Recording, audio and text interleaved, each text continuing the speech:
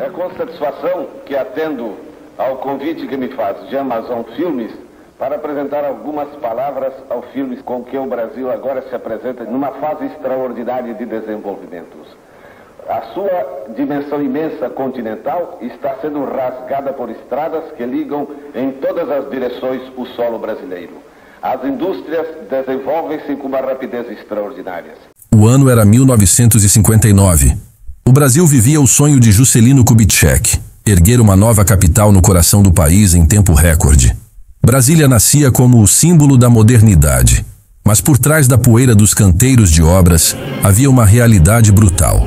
Uma história de exploração, silêncio e sangue, quase apagada da memória nacional. Era nesse ambiente hostil que milhares de candangos viviam. Vieram de longe, trazendo esperança, mas encontraram miséria. Ainda assim, erguiam a cidade símbolo do futuro.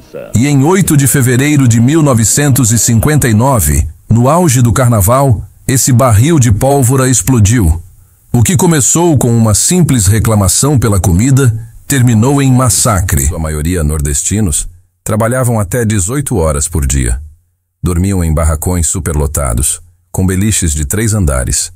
Comiam comida estragada, mal cozida, muitas vezes com bichos mortos. Os colchões eram de capim, infestados de piolhos e percevejos. A cada semana, dezenas de colchões tinham que ser queimados por causa das pragas. A construção de Brasília começou em 1956. O lema de JK era 50 anos em 5. Mais de 40 mil trabalhadores foram contratados. Vindos do Norte e do Nordeste, muitos não tinham estudo nem direitos trabalhistas. Eram chamados de candangos. Viviam em condições desumanas, mas eram a força vital que erguia palácios e monumentos da nova capital. Nos alojamentos da construtora Pacheco Fernandes, que ficava onde hoje é a Vila Planalto, os quartos eram apertados, lotados, sem ventilação. As famílias improvisavam barracos ao redor. A água era escassa, os banheiros buracos no chão. A comida, além de estragada, era insuficiente. Fila para café, fila para almoço, fila para jantar. A revolta crescia. Domingo, 8 de fevereiro de 1959. No refeitório da Pacheco Fernandes, 2 operários se revoltaram ao receber comida estragada. Era a gota d'água. A reclamação virou confusão. Outros trabalhadores se juntaram. Gritos, protestos, empurra, empurra. A construtora, temendo uma revolta maior, chamou a Guarda Especial de Brasília, a GEB. A GEB era uma força de segurança criada às pressas para vigiar as obras. Mas não era uma polícia formal. Era composta por homens sem treinamento, muitos ex-jagunços e reservistas. A função não era proteger, era reprimir. Quando 2 soldados chegaram, foram cercados e obrigados a recuar. Parecia que o clima tinha se acalmado, mas era apenas o início. Naquela madrugada, enquanto os operários dormiam, a GEB voltou. Não eram 2 soldados, mas cerca de 30 homens armados. Invadiram os alojamentos de surpresa e abriram fogo.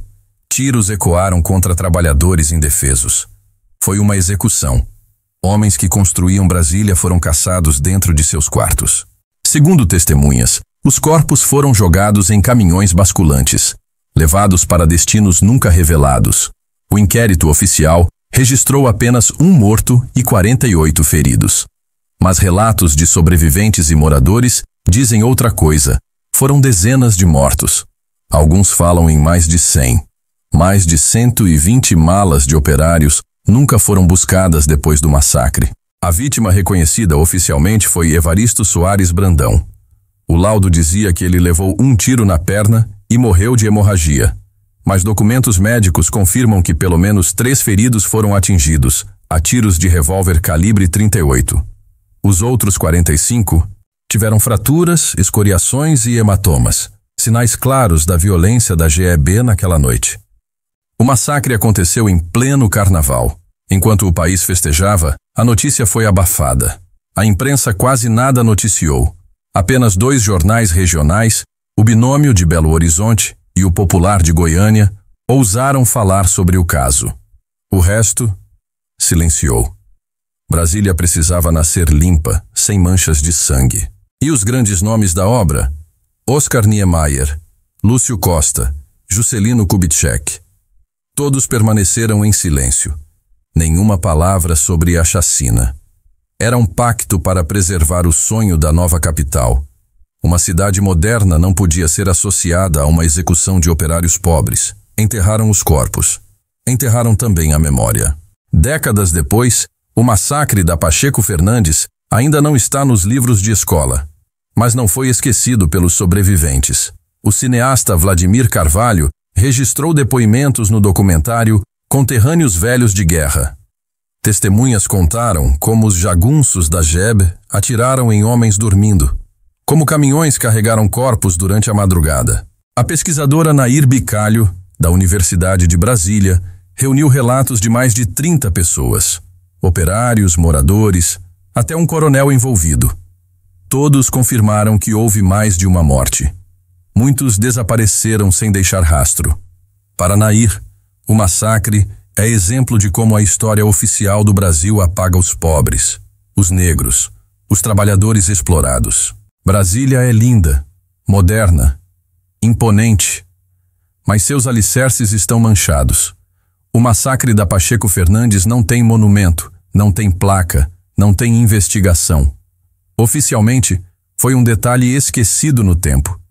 Na prática, foi sangue derramado para que o progresso fosse inaugurado sem manchas. Esquecer é permitir que a injustiça continue. Essa história precisa ser contada, lembrada e repetida. Porque Brasília foi construída por homens humildes, que deram suor e vida. Muitos morreram sem nome, sem rosto, sem justiça. E o mínimo que podemos fazer hoje é não deixar o silêncio vencer. O Lago Paranoá é cartão postal de Brasília, mas talvez, em suas águas tranquilas, estejam sepultados os trabalhadores que jamais tiveram direito à memória.